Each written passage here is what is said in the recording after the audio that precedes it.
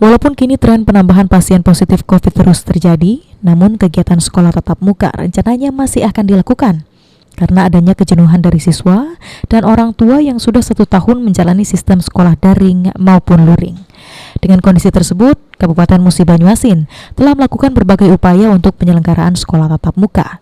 Di antaranya rapat koordinasi dengan tim gugus tugas kabupaten dan camat untuk membahas sekolah tatap muka, serta kini Dinas Pendidikan dan Kebudayaan Musi Banyuasin mempersiapkan sistem pembelajaran secara tatap muka. Tapi perkembangan terakhir zona merah kan diminta untuk tidak melaksanakan KBM tatap muka. Oleh karena itulah kita minta camat nanti yang berperan aktif menentukan. Jadi zonanya, zona merah itu bukan zona merah per kecamatan, tapi kita minta zona merah itu per desa kelurahan nanti. Lebih mikro. Jadi ya apabila kelurahan atau desa itu ada sekolah yang berada di zona merah di desa kelurahan itu, maka sekolah itu tidak dimungkinkan.